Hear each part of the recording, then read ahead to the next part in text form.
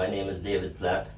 I recently have experienced a few issues in Mexico. I was overtaken by robbers, and I know there are many people that are interested to hear my story. And there's some people that I especially want to thank for the help that they provided. After I came home, I was told, and I have seen pictures, how quickly the Canadian government, the Belize government, through their embassies, they alerted the Mexican authority through Mexico City, and there's a chain of good people, good governments, good police forces that were quickly assembled to try to locate me. I first need to tell you of a very short experience which happened on January the 6th. That was my first trip coming through Mexico this year, and I was in a hurry because due to the COVID-19, border crossings have changed. I need to leave my vehicle at the border for 24 hours before I can pay duty, so I was kind of rushing through Mexico, and I stayed in Tampico tonight. The next day I had breakfast, and I traveled on. So it was late afternoon on Wednesday the 6th. I had paid the toll coming off of the Paso del Toro by Veracruz, going on to the Autopista, the toll road going towards Mexico City. And about 20 miles on that road, there's a restaurant on the right hand side. I usually don't look at names of the restaurant, but for this video, I looked at the Google Maps, and it says San Antonio Cotaxla, and I don't really know how these Spanish words are exactly pronounced, but that day I stopped for lunch there approximately around 3 o'clock, maybe a little bit before 3, and after the restaurant it goes up maybe another 10 miles, and then I take off that highway, and I turn left, and I start going south, because this one is pretty much going Veracruz west. So there I turned left, and I went onto the highway going towards Minatitlan, Coatzacoalcos, and there's a sign that says I think 81 kilometers to the Cosamaloapan toll, and so I traveled on that road, and coming, I don't know, maybe 10 miles before I got to Cosamalapa toll, I was on the right lane, and a red Nissan pickup pulled over in front of me. I wasn't thinking anything. I just thought, oh wow, he's shifting lanes too quick. But just as soon as that, the windows opened, and two guns were sticking out of the window. Two machine guns pointed at me, and they were just showing me that I need to pull over and stop immediately. So I stopped, and they jumped out and ran at me with two guys with machine guns, and they grabbed me under the arm and pulled me out, and I just immediately started praying, and asking the Lord to please forgive me all my sins. I thought they would just take me beside the road and shoot me and take off, but they made me get into their red Nissan pickup. They asked me to get down on the floor below the window level, and they said, close your eyes, you're not supposed to see me. So I closed my eyes, and then they U-turned and they took off, and they had their own driver. He was following me. I was driving a 2013 Ford Expedition on that trip, and so we took off going back in the direction I had just come, and we were driving very fast, and they asked me if I had GPS. I told them I don't know, I have my phones. So they took away my phones, and they asked me to just open my eyes long enough so that I could open the phones for them, and they switched off my phones so that Nobody could track me. My wife, usually we have location sharing, and she can always see where I am. So they switched it off, and then they started asking me if my vehicle had GPS. I told them I really don't know. I'm an old man. I don't know how technology works. And they kept insisting, you know. And I said, I really don't know. I know the vehicle had like a Google Maps in the dashboard, built in the dashboard, and I could always see the road that I'm driving on. But I don't know if it has GPS. I kept insisting I don't know. So they asked me if then they started asking me if I had three nice jet skis on the back trailer that I was towing, and they asked me, did those jet skis have GPS? And I said, I don't know, sir. I don't know. I'm an old man. I don't know what technology, what this early world has these days. And so they kept on going, and I was praying and pleading with God that I could come out of that vehicle. I just wanted to live and go home. And then they asked me, do you have money? I said, well, yeah, I have 4,000 pesos. So they said, give me your money. So I took the money out of my wallet and I handed it to him, and he says, but there's only 3,000 pesos. You said you had four. I said, sir, I don't know. I thought maybe I had four, but I travel all day and I buy gas and I pay tolls, and I don't know exactly how much money I had. I just thought I had 4,000 pesos. So, okay, he calmed down, and well, I need to say that when they were taking me, I was scared that they were asking me stuff in Spanish so fast that I was scared that maybe I wouldn't be able to answer, and they would get mad at me because I don't. So I told him that I know very little Spanish. I can really not speak Spanish. I need English. So he said, "Don't worry, go ahead and speak in English. I can speak English." So our discussion was in English. So when he asked me for my money, I gave him the money, and we had that argument about the quantity, and then they asked me where I'm going, where I'm coming from. I told them none of this stuff is mine. I'm just a driver. I'm just taking it for other people, and it seemed like they believed it, and so they got a phone call. I don't know if they called somebody because I had my eyes shut. I had they weren't sure if my eyes was really shut, so I had to turn my face into the seat and push it into the seat so that they were satisfied that I wasn't looking. And then also want to mention that they already had another person on the driver's side in the back seat. He never looked up. He just had his face stuck in the seat. So I don't know if he was captured or why, but he was there like that all the time. He never looked up at me. He never opened his eyes. He was just there like he was scared and he was forced to sit in that pickup. I really don't know, but after the phone call, there was some serious talking and some arguments on that vehicle through the phone call, and I just know he asked 3 times in Spanish, very roughly. He asked the guy over the phone, "Where are you going?" "Onde vas?" He's had that 3 times, and shortly after that, they stopped and they said, "Get out and drive." Now I had no idea what that meant because, well, they had told me already that that they were not going to hurt me. They just wanted my vehicle.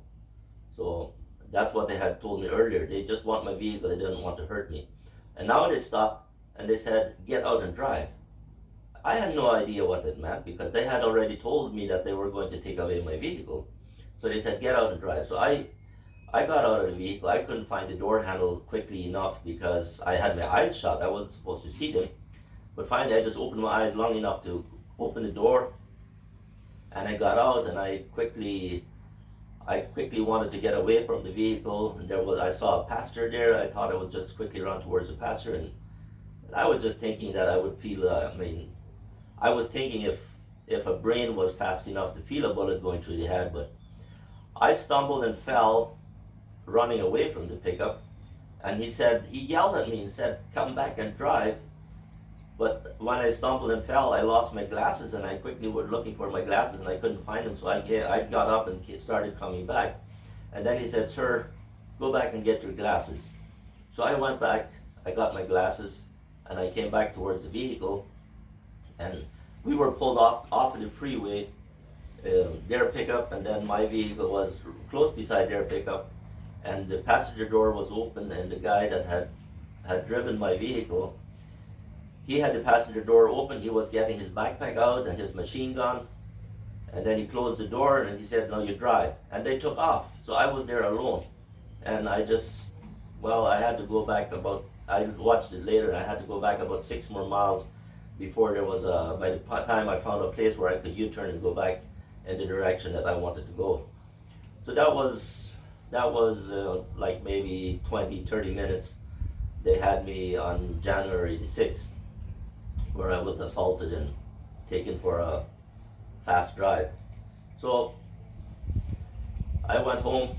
I went to the Oxo and bought a phone that trip by Cosamalapa, and I went home. And so a couple days later, flew up to Texas again. I got me another load. I know some people are warning me that I shouldn't drive at night, but I have often felt safer at night than at day, because then I know that they cannot see me and I cannot see them. It just kind of feels more better if we don't see each other. So my next trip, I came through at night, but I wasn't really very worried, because I had a Dodge diesel pickup, and I have heard that Mexico won't really allow diesel in their pickups because of pollution.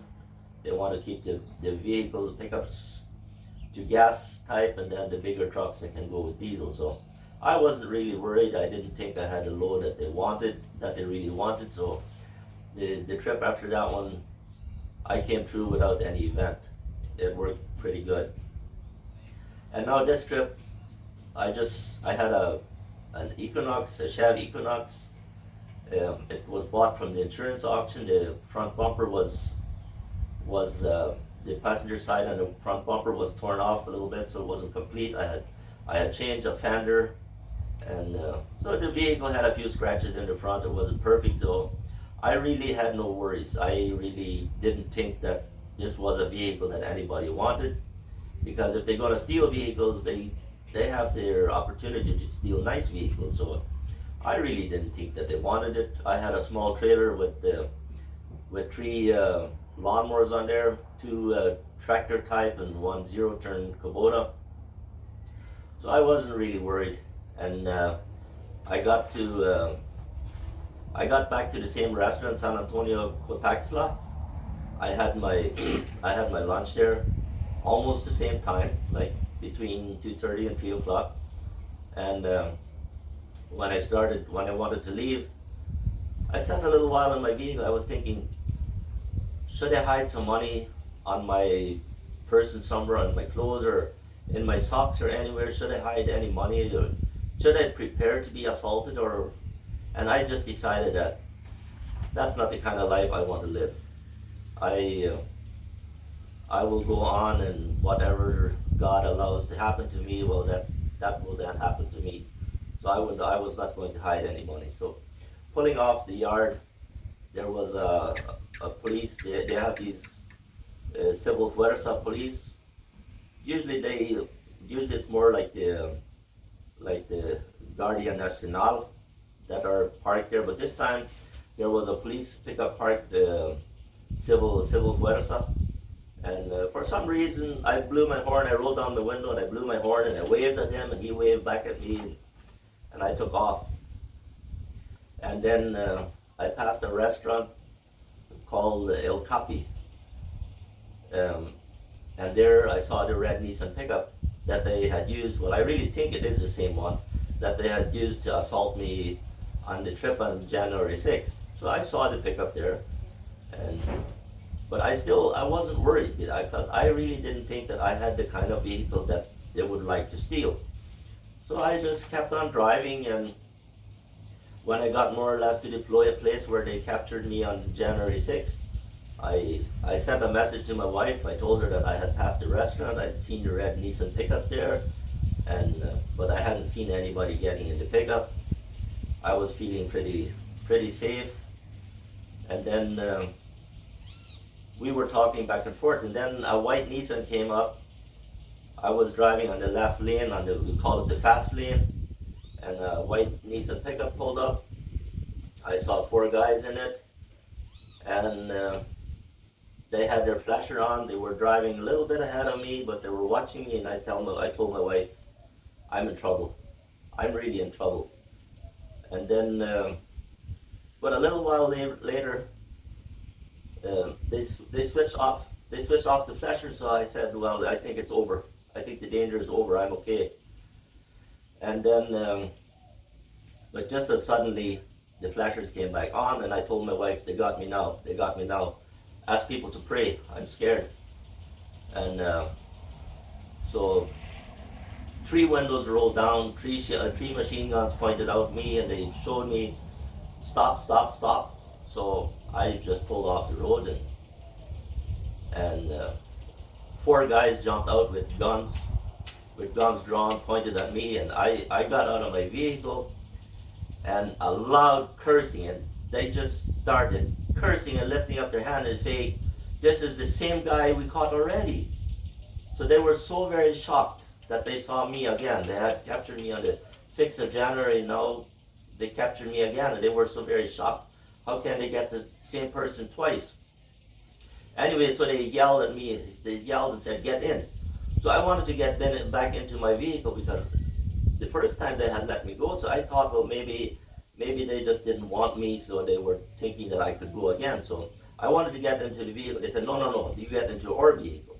Okay, well, I walked over and I got into their vehicle, and I knew last time they made me lie down on the seat with my eyes closed, so I just did the same procedures. I got into the white, now they were driving a white Nissan. I got into Nissan, I lay down on the seat, put my face down.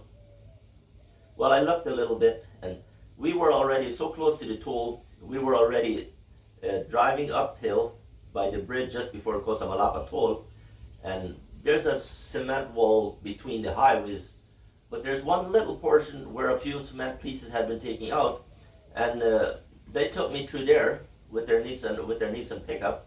They took me through there, and they started driving back. But there was a lot of cursing going on because the guys that were driving my vehicle, they were not able to get through there with their car, or maybe there's too many trucks in the way, because there's a lot of trucks on that freeway. So they had gone on. So as you cross that bridge, you can only enter the toll bridge. You can only enter the toll, the caseta. So there was a lot of cursing in the vehicle that I went on, and they were just yelling and talking like how this guy is no good for nothing, and they were screaming, but he had no choice. So he somehow got through the toll. There's an overpass there. There's a toll. You can go into Cosamalapa town. We always just pass through. So I don't know exactly which direction they have gone, but these guys that had me, they were really cursing and angry, and they were driving back north.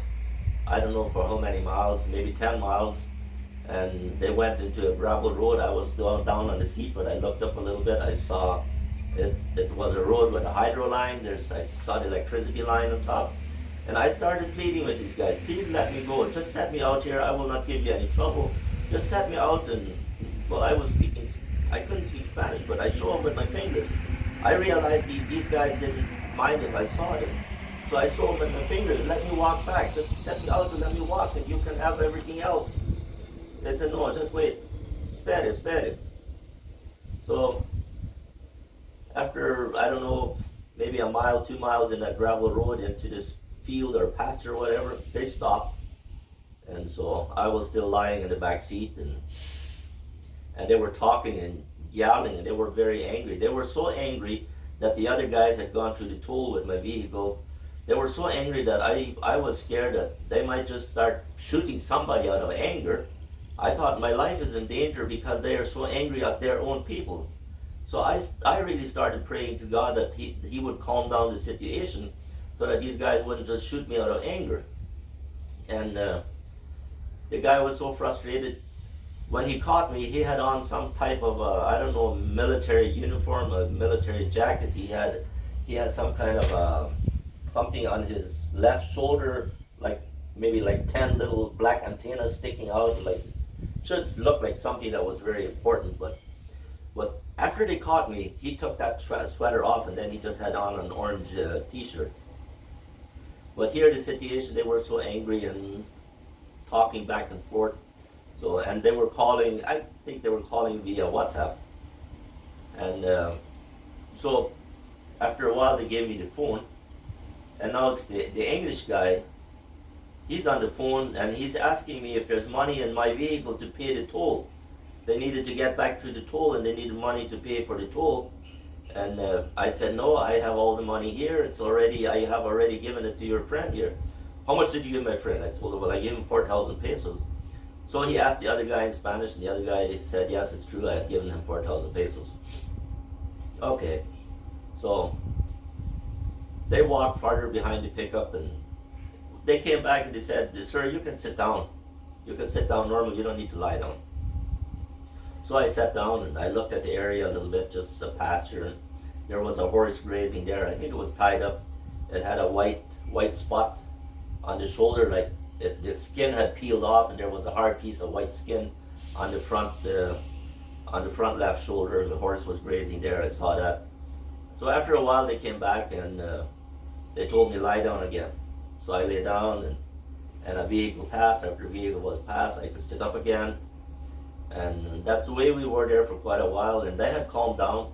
A motorcycle came, I lay down again, and the motorcycle stopped. They visited of it a little while, and the motorcycle went back. So I think the guy in the motorcycle was probably one of their own people.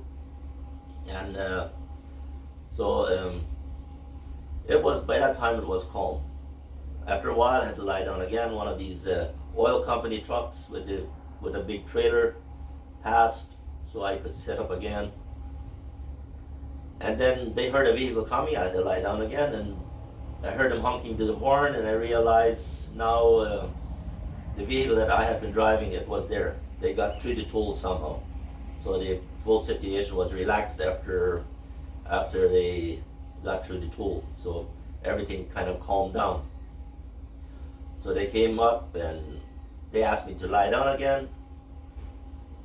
And then the guy that speaks English, he got in the vehicle. He said, sir, now you need to close your eyes back. You're not supposed to see me. I don't want you to see my face. So I was lying on the seat with my eyes closed, and we were driving. The road was very rough. I was flung back and forth on the seat. My head would bang on the door. And finally he said, sir, just sit up, but make sure your eyes are closed. You can sit and make sure, because it was just too rough. The road was too rough, me lying on the seat, always banging my head on the door. So I sat up, and we were driving off. I was peeking out through the window a little bit off a few times to see where we were going and what this area looked like, but I had no idea if maybe later I would have to walk out or find my way out. I had no idea what they planned to do with me or what was going on, but we were going, and after a while, the English guy says, you will meet my boss today. He also speaks English, and so you will meet him today. And then he said, if my boss would ask, if I would just tell him that I gave him 3,000 pesos instead of 4,000. Well, doesn't really matter much to me. I figured that is their problem, but I could, if he would ask me, I could give 3,000. I could say 3,000. I said okay, and then we approached a curve. After the curve, there was a paved highway again for a little while.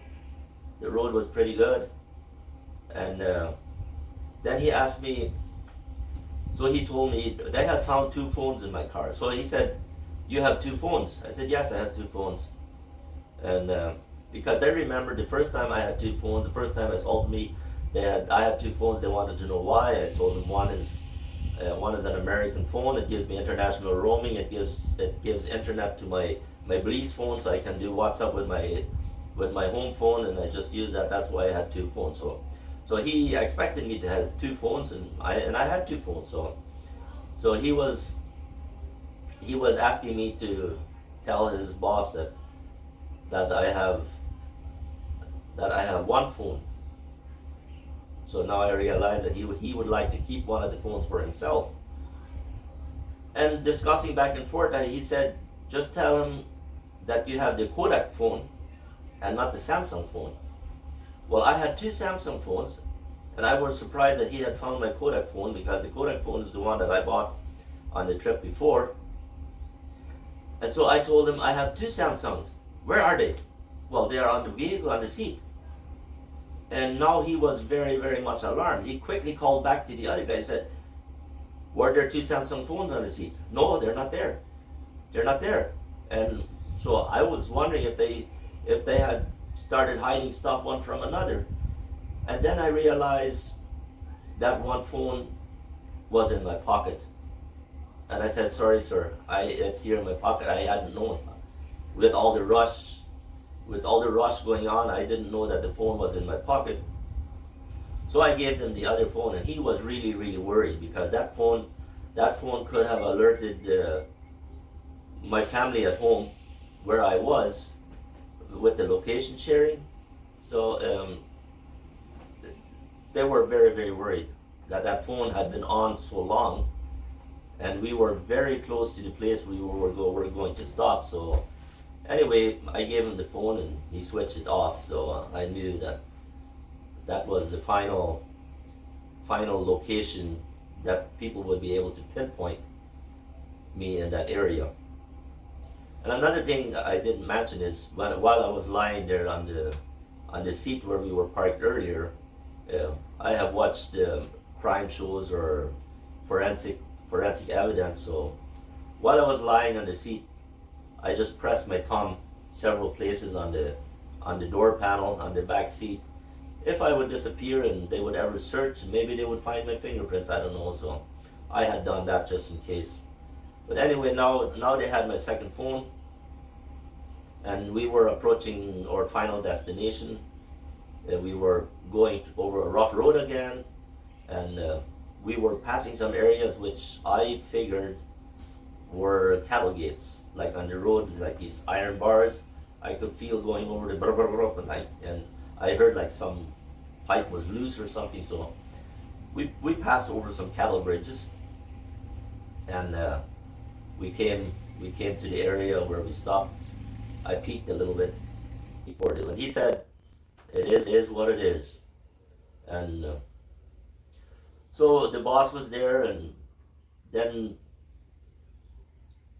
my bag was there. So they asked me, "Is there anything important in the bag for you?" Well, it's all my personal clothes plus my passports are in there. So they took out my passport. The boss looked at the passport and said, "Why do you have a Canadian passport?" Well, I said, "My parents are Canadian. They were born in Canada, so we keep it up to date. So I'm a Canadian citizen." So he had my Canadian passport, my Belize passport. So he asked me, "Which passport would you like to keep?" I was just thinking to myself, well, if he keeps the Canadian passport, maybe for some reason I would get help from Canada. If things get serious, maybe Canada would help me. So I said, well, I entered Mexico with the Belize passport. Maybe best thing you give me the Belize passport and I'll exit with the Belize passport. So he gave me the Belize passport, but the younger guy told him, he said, "Boss, we're not keeping any of his personal documents. Give him back his personal documents." All right, so he gave me back the Canadian passport as well. So I stuck them in my pocket. And they went through the bag, and they kept asking me, "Is it sure that you're just your clothes? I mean, these are robbers. They are worried that I might have something in there where the people can find my location." But I said, "Yeah, just my personal clothes." So they looked through it, and they put the bag in the vehicle, and then they looked. There was some other bags, small plastic handbags with dirty clothes. They asked me, "What is these?" I told them my dirty clothes. I keep them separate from the clean ones, so they put those in the vehicle. And I had bought like 3 large garbage bags full of towels from my wife. So they asked me, "What more stuff do you have?" I said, those bags of towels, they belong to for my wife. They're my personal stuff. They said, "Oh man, we wanted to keep those towels because we bathe often and we want to dry off. We wanted to keep them." So they asked me, "You think it would be all right if we keep some?" I told them, "Well, you're holding me against my will. I mean, I'm not. How much choice do I have?" And I told them I would like to take everything. So I think they loaded 2 bags of towels in the vehicle. And they said, "Is there anything more important that you would like? I said, well, there's a box. My wife will be 50 years on Monday. I brought a box that my daughter bought for my wife, and the box I would like to take my wife's gift. Okay, they put that in the vehicle. Is there anything else? Well, I told them my mom is over 80 years old, and she had asked me to bring a little heater for her to heat her feet because it's kind of cold and she wants to warm her feet a little bit. So I had bought a heater. All right, so they brought the heater and put it in the vehicle, and they found a bag. I had bought some groceries, some seasoned salt, and some sunflower seed and stuff. So they opened the bag, and there's two of these seasoned salt. So the boss wanted to keep them, but the younger guy said, no, they need seasoned salt for the barbecue for Monday. Give them this, okay. So they said I could have one. For some reason, now that I'm home, there's two in my bag. But anyway, this guy that spoke English, he found the sunflower seed. He said, this I'm keeping. And he immediately started eating sunflower seed. It looked like he had gotten used to eating sunflower seed in the U.S. and now he had missed it very much. So he said, I'm keeping this. And he immediately started eating sunflower seed. So, all right, so we had divided all the stuff that they would allow me to take home. And they brought up a little white plastic bag. They asked me, what is this? There was a whole bunch of little batteries in there. I told them, oh, that I really need those. Those are hearing aid batteries for my wife and me. If I can't take those, my wife will not be able to hear me. So they gave me the bag of hearing aid batteries. We got all that stuff together. And I told him, I said, I would just like that all of us could live the kind of life that we can meet in heaven someday. I want to meet all of you in heaven someday. And the boss looked at me and he said, sir, you're not going to heaven today.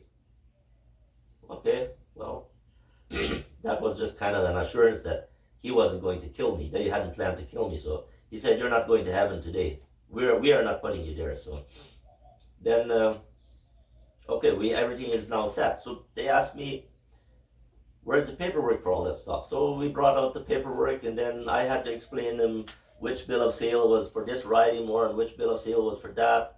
And they saw the bill of sale for, I had a little Kubota zero turn. They saw the bill of sale for that, and I if I remember right, the bill of sale is $8,600 US. And they looked at it and they said, wow, we got ourselves a good deal. And they high-fived. They just high-fived everybody, and that says, man, we made our day. They were so excited. That little riding mower was $8,600, I believe. And then I had to explain how the pedimento works. The pedimento is what we would call a bond paper going through Mexico. And the value of my vehicles are there, the truck, the little tractors and all. So we went through all the bill of sales. I told them which bill of sale was for which. They located all the keys for the little tractors. All the keys were pulled out and given to the boss.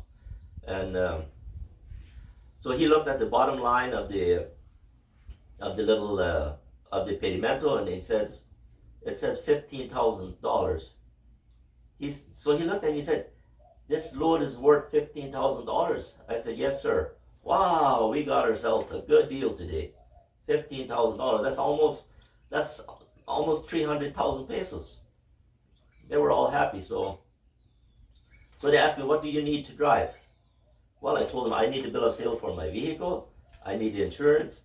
I need a pedimento. But I said, what will happen if there's a checkpoint?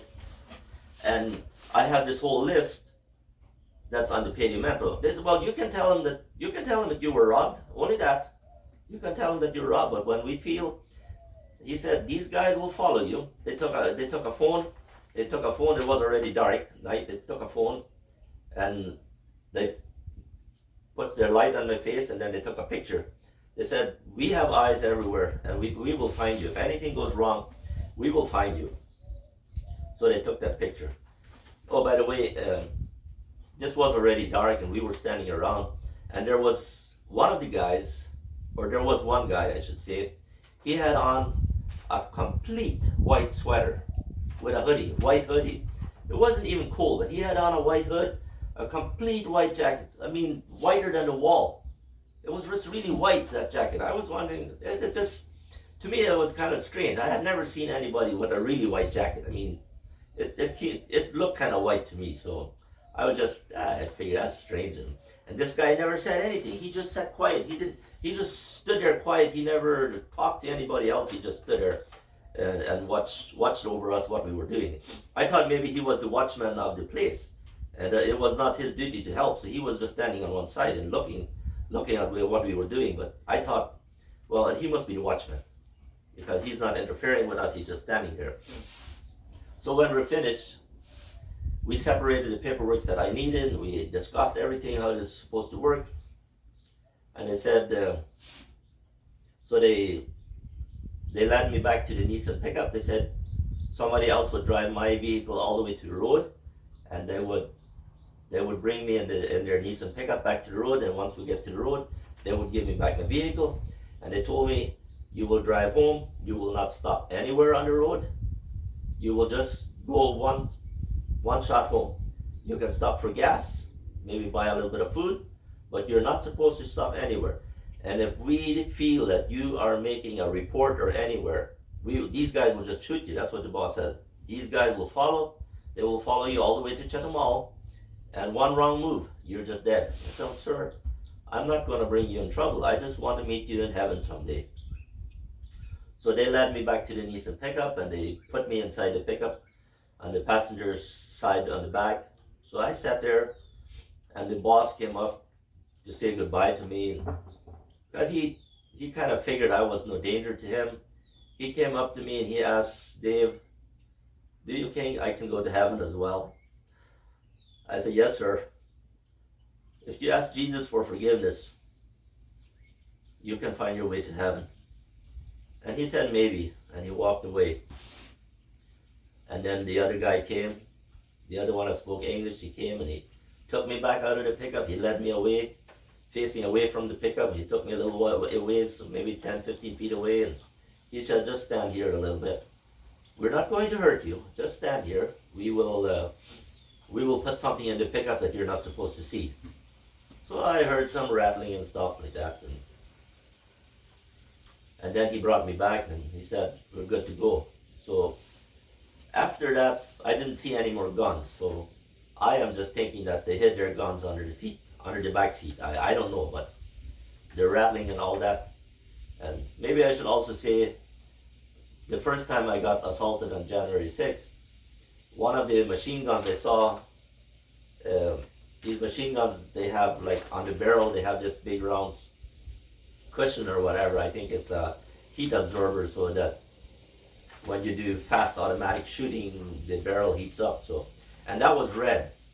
That cushion around the barrel was red. So I was told by a person in Belize, by a police officer in Belize, that if it's red, that means it's a toy. So he asked me, is the barrel red?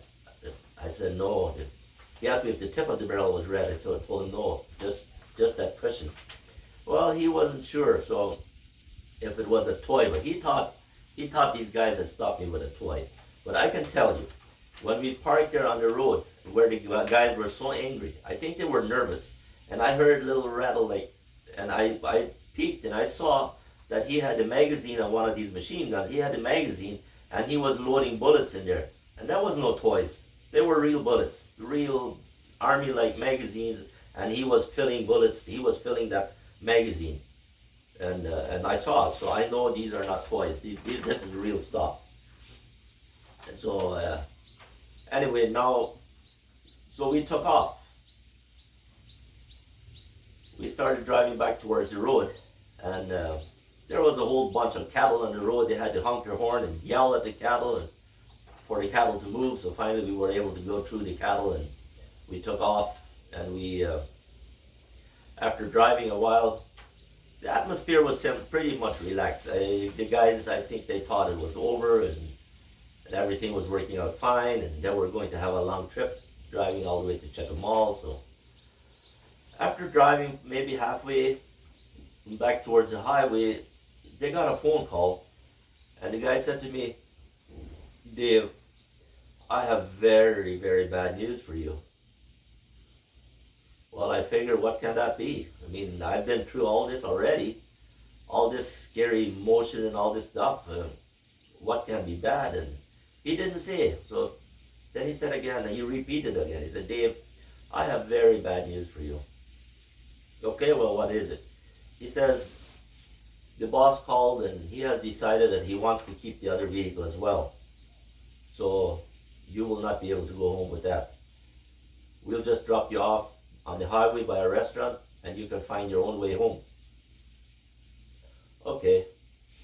So then I had to close my eyes because they didn't want me to see the area where they entered back the toll road, the highway, coming out of a pasture. So I had to close my eyes and coming out on the road, so they turned left. So I know we were going north again, and we were going pretty fast, and I was hoping that they would drop me off at the restaurant El Capi. There's a restaurant El Capi where the buses stop. I've seen it many times. Several buses stop there every day, and these bus drivers eat. Everybody gets out. There's sometimes like 200 people in the restaurant eating there because when 4 buses stop, it quickly fills up. And I have been there, so this restaurant can hold a lot of people. And I knew the buses stopped there, so and the passenger, he's the one that was sitting on the passenger side. He's the one that speaks English, and he told the driver, he says, take him to that restaurant. The driver said, no way, I'm not taking him to that restaurant. So they went past. I don't know how many miles. I would have said maybe 4 miles. I don't know. So they stopped at a restaurant. They pulled off to the side of the road. And yeah, by the way, when they decided to not give me back my vehicle, they stopped the other vehicle and they gave me my suitcase, my backpack, and they gave me the present for my wife and the box for my mom. Those are the things they gave me. So here by the restaurant in the dark, they let me out, they dropped me off, and they said, don't stay at this place too long. So I got an order now from them. I'm not supposed to stay too long. So I grabbed my stuff. I went into the restaurant, and there was several ladies behind the counter. I think the owner and the cooks, and there was a fat guy in the corner washing dishes. And I had made these robbers believe that I couldn't speak well. I can't speak much Spanish, but I was now really scared because very likely the robbers would come back later to find out what I had done or what I had said. So I have to be careful. So I asked in English, which is north and which is south, just to start something, and they didn't know what I was saying. And so I asked them, where is the restaurant where the buses stop? And they said, there's no restaurant I like that. So I said, yeah, I know. I think somewhere, I was pointing toward the south. I think somewhere in the south. And they finally figured out which restaurant it was, but they couldn't help me. So I asked there was some truck drivers eating. I asked the truck drivers if they could give me a ride. They said, no way, no way. Or trucks, they have cameras over the doors, and it's hooked onto the internet. We're not allowed to take any passengers, and the companies that we drive for, they can immediately see it through the camera, so there's no way we can give you a ride. But they said, go across the road. There's a cookie truck, a Gamesa truck. Maybe he would give you a ride. So this is all night and dark, so I walked across the road, and there's this Gamesa truck. It's running, the lights are on, but I didn't see anybody. I knocked on the door, nobody came out. So I stood there. I stood in the light of the truck so that people flying by, that they could see that I was trying to hitchhike, but nobody would stop. So I went back across the road. I went into the restaurant, and so I asked them, do you have a car that I could hire, that you can take me somewhere? And these ladies, they looked at that fat guy that was doing the dishes in the corner, and he was showing them no. So I felt like he was just a worker, but for some reason he was in control. So, well, what am I going to do? Then I asked, do you have a motorcycle that you can take me with? And no, we have nothing. We cannot take you. Okay, so what am I going to do? And all these ladies, most of them, they weren't busy, so they were on their phones with WhatsApp messaging back and forth. And one of the ladies, she was talking with somebody on a WhatsApp call. I know WhatsApp. We all have WhatsApp. So I could see that she was on WhatsApp. She was calling somebody. So I asked if I could borrow a phone to make a WhatsApp call or to send a message to my wife. And they looked at the guy in the corner again, and the answer was no. They said, we don't have signal. There's no connection, no internet connection. They couldn't do it. So I realized that there was zero help available at this restaurant. So when I stood there, a car pulled up, and there's 4 guys sitting in this car. And the car just stopped, and there's 4 guys looking out towards the restaurant. And I'm standing there, and these ladies are, and like the whole restaurant just went deathly silent. Like everybody was just, there was great fear. Nobody knew what these 4 guys wanted in the car. And I kind of just thought, well, maybe my life is over. Maybe bullets will fly soon. And it looked like everybody was kind of feeling the same thing. There's sometimes you can feel the hairs sticking out of you, but that's the way it felt. After a while, the guy came out of the car and asked for a bathroom, and they said yes, they have one. So they pulled. Another guy came out that couldn't walk. He was crippled for something, and they led him on his shoulder and took him to the restroom. So it calmed down a little bit. And then the ladies, now they wanted to know where I was from and where I was going. So I told them I'm coming from Texas, and I'm going to Belize. And they said, why are you here? I told them, I can't talk. If I talk, I die. And they know what that means. In Mexico, they know what that means. If I talk, I die, because that's what they have told me. If they would see me talk to the police, they would kill me. So I wasn't sure, because that was when they thought that I was going to get back my vehicle. I wasn't sure if they were still supposed to kill me if they see me talking to anybody, but I just told them that if I talk, I die. So I asked them if it's very dangerous to walk down the freeway to the restaurant where the buses stop. They said, no, it's not dangerous. So I just started walking off at a very fast clip.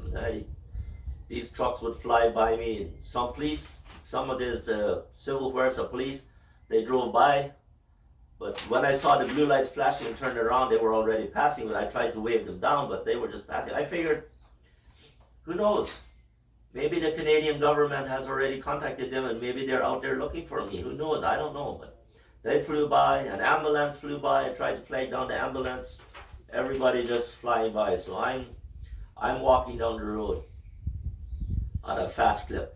I don't know how far I had walked, because they told me there the restaurant that I'm looking for is 2 kilometers.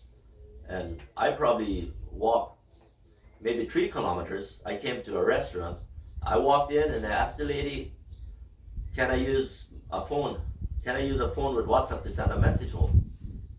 And she asked the boss lady, so they brought a phone to me and they said, you can just make a call. It's easier to make a call than WhatsApp. So I put the number in there, my home number, my wife's number, and I called, and the message came on. There's not enough credit in the phone to make the call. So I gave it back to her. And I was always acting like I don't speak any Spanish, because I had told these robbers that I don't really speak Spanish. And I really don't. But I speak a little more than I let on, because I can do some Spanish, but not enough to really hold a conversation. But so I'm in here asking for a phone call, and so that phone didn't work.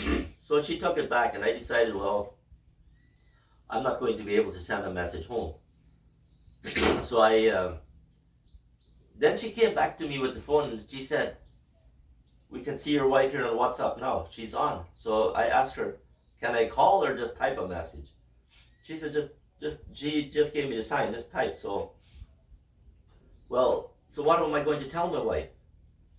I don't want to tell her that I'm safe, because I'm out here in the dark, and I think I've been watched. I'm being watched. I don't know. What can I tell my wife?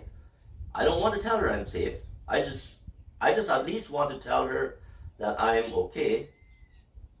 But I didn't want to write it in such a way that they would stop praying for me and just say it's all over, because I'm still in a scary place.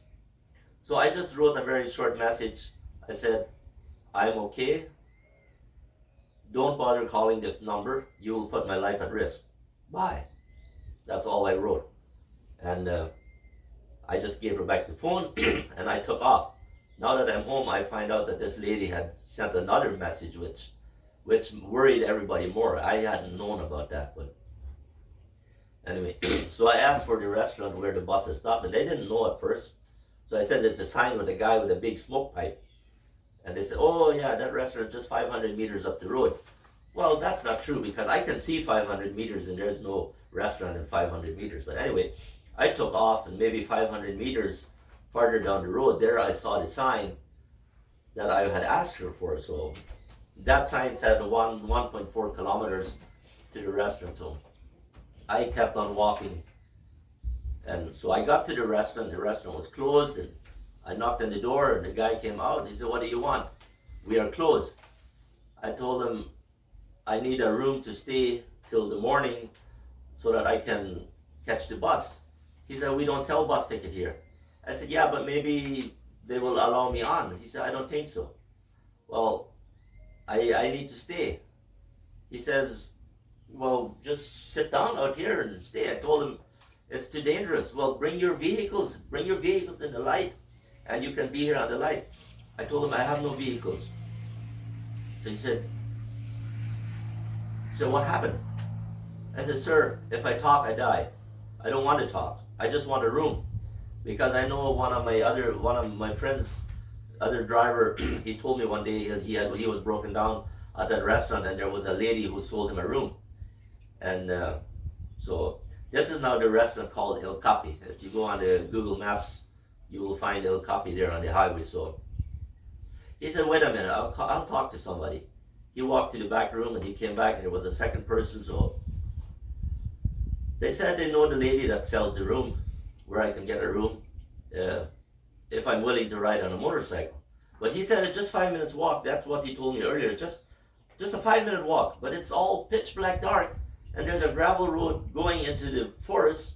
It's pitch black dark. He said just 5 minutes that way into the dark. I don't want to go walk into the dark. Not here. So they made a deal that this guy would take me on the motorcycle, and if I wasn't afraid to ride a motorcycle. Well, I grew up on a motorcycle. I had no problem. So we took off on the motorcycle, and we came to this place, this little town called Barahunda. You can find out, you can Google it, Barahunda. And so we came to this little town.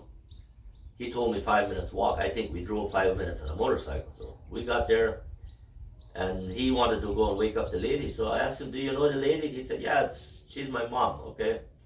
So this old lady came out, and they let me in through the fence.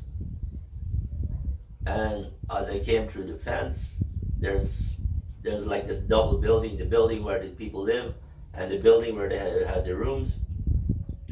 And there's a roof between these two buildings, and there's a sofa, and there's a guy lying down on the sofa with a completely white jacket and a hoodie. He's lying there playing with a phone. And I said to myself, how in the world is this possible? I was so amazed seeing that guy with a completely white sweater or jacket with a hoodie where the robbers had taken me. And it was strange. I had wandered down, it was strange. And now I'm seeing him here lying down on the sofa. I was thinking to myself, how in the world is this possible? That I can see the same strange thing twice in the same evening. But he was just there, and my face was frozen to him. I just couldn't stop looking at him because I thought it was so strange. How do I see this person twice? But he was there, but then I turned my back on him because they showed me the room. The room was full of pail buckets, and they hadn't sold the room in many days, many years probably. There was a whole bunch of 5-gallon paint buckets. So the lady said that somebody's painting the school, so they're storing their paint here. So they moved all the paints and the ladders from the bed.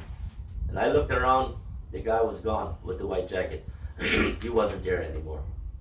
So I had no idea who he was, why he was there. So I took a shower, I went to bed, and I fell asleep. Took a long time, but I fell asleep. When I bought the room, I asked the old lady what time it is because I don't wear a watch. My phones were gone. But she didn't have a phone and she didn't have a watch, and she said maybe 9:30, 10 o'clock, she didn't know. So that's more or less 9:30, 10 o'clock. So I went to bed, she went to bed, and this room is a cement room. The windows are closed with metal windows. The door is metal door. Everything is closed with metal. It's dark inside. So under the metal windows, they were solid steel windows. They were closed, but there's just a little crack of light coming in. I was counting it like the screen, the mosquito screens that you have in the windows. If I moved my eye up and down, I could see like 6 little lines of that mosquito screen. So the crack is not very small. Anyway, I was sleeping. I had fallen asleep. And bang, bang, bang, bang, a knock on my door. Now, why would anybody knock on my door? And I was scared. So I went and I peeked through that little crack. And I was trying to look toward the door where the knocking was. And I couldn't see anything at first. I looked for a long time, and finally I realized what I saw was a green woman's panty. There was a woman standing there with short green panties on. And I said to myself, now, why in the world would a strange woman knock on my door at midnight? How would she know that there's somebody in there? Because it's just me, the old man, and the old lady, and that guy with the white jacket. Those are the only, well, and the motorcycle driver, the son. These are the only people that know that I am inside this room. And now this lady is knocking on my door. And she started walking away, and then I heard some man talking. And then I realized that the robbers were back. So I said, oh my God, they changed their mind once already tonight, and maybe they have changed their mind again. And I was scared. But I thought to myself, well, they can just as easily kill me inside the room as outside. So might as well I open up. So I was still in bed. I could reach the door, and I opened the door. I flipped on the light, opened the door, and there's this lady and 2 men. The robber was there. The guy that speaks English, he was back, and another guy, and he said, sir, we are so very, very sorry what happened to you. We feel bad. And this guy that speak English, he had already asked me for forgiveness earlier on, and I had forgiven him. But he said his brother only speaks Spanish, but he says his brother has no peace in his heart. His brother wants forgiveness. I said, sure, I can forgive your brother. I'm not going to put you in trouble. I mean, sure, I can forgive you. But you guys need to ask Jesus for forgiveness. If you want to be saved, you need to ask Jesus for forgiveness.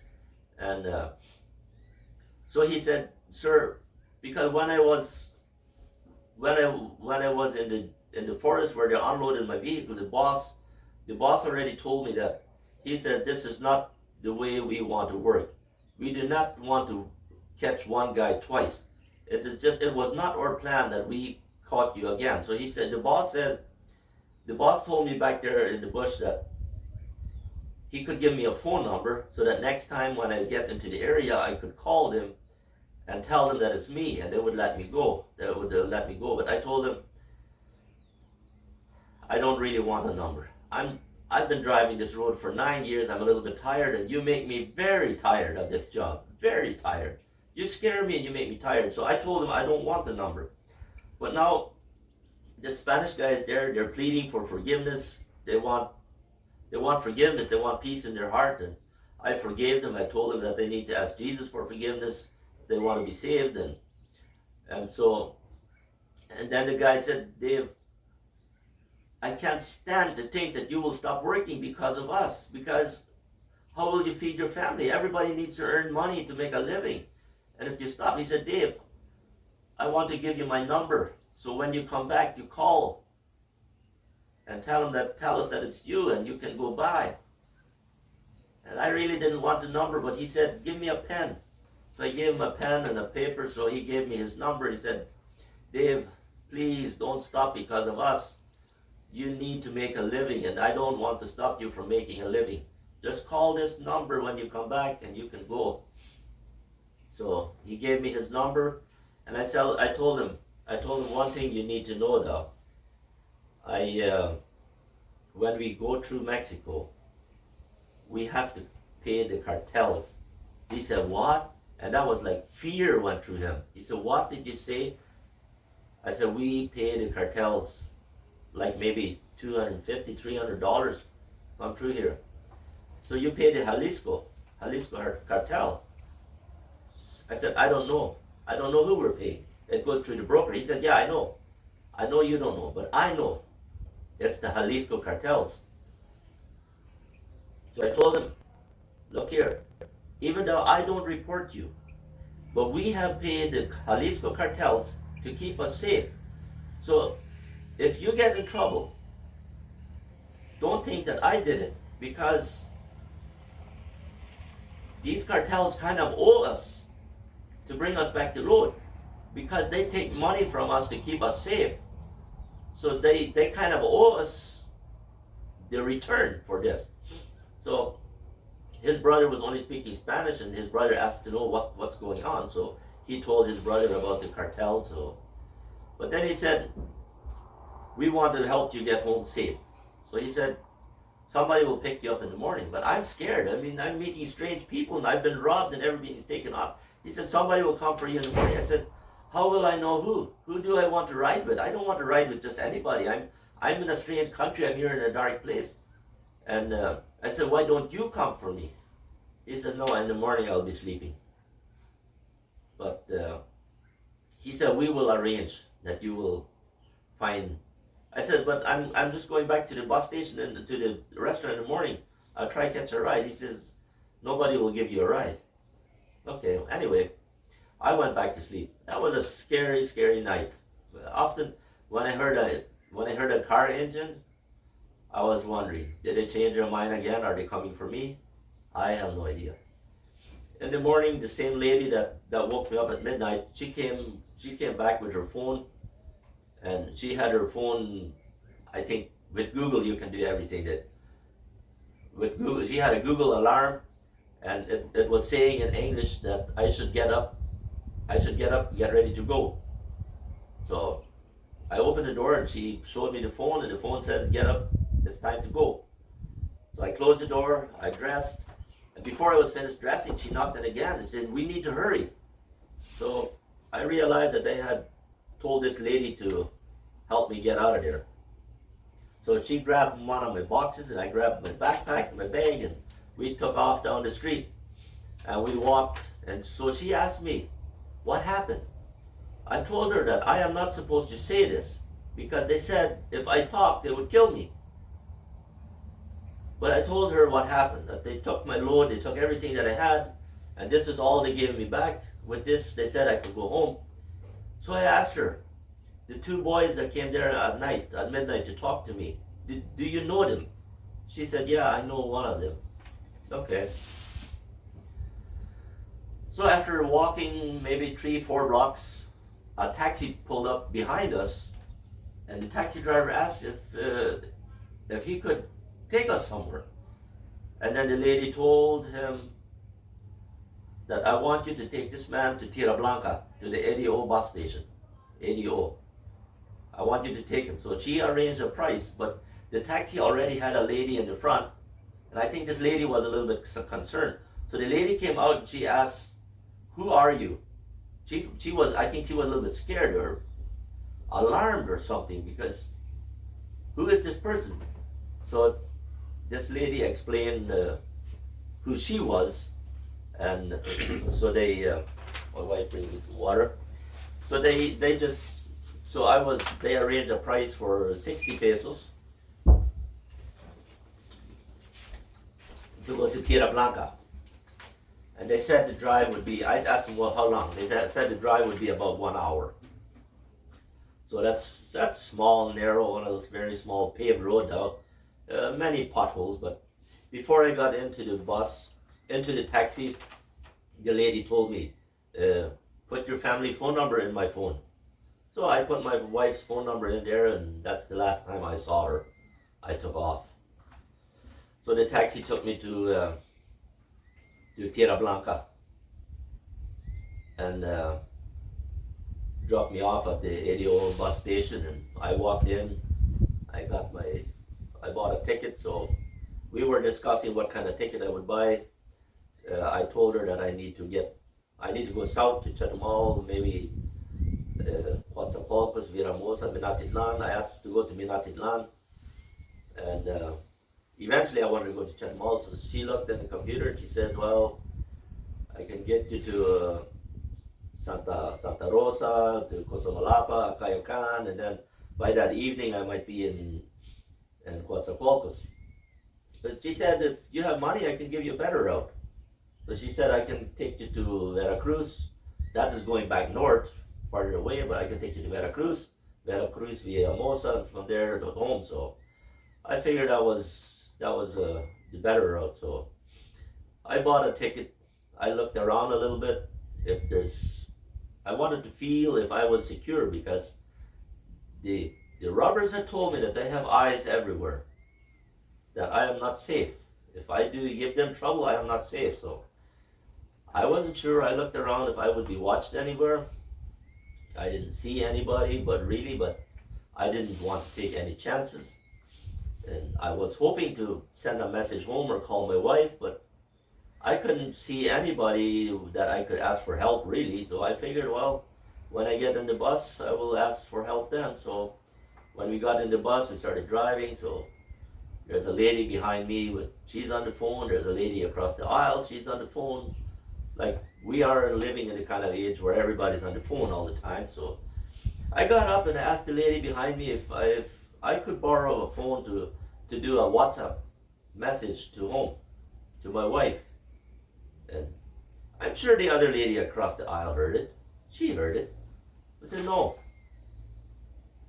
Okay, so it's no. Can't use a phone. All right. So we took off. So we continued on. They stopped in Latinaja or Atinaja, whatever. They stopped in that little town a little bit. We drove off again. We crossed over the freeway where I usually drive, the toll road. Crossed over that, came back around, and we took the freeway to Veracruz. In Veracruz, I went straight to the counter. At the ADO, I went straight to the counter, and I told her, I showed her my bus ticket. I told her I'm on my way to Villahermosa. From Villahermosa, I want to catch the bus to Chetumal, but I really, really need to send a message home to my wife. If she could help me get a WhatsApp, an internet WhatsApp, that I can send a message home to my wife. She said, "No, nobody here that can give you a phone with WhatsApp to call your wife. There's just no way." So, no option.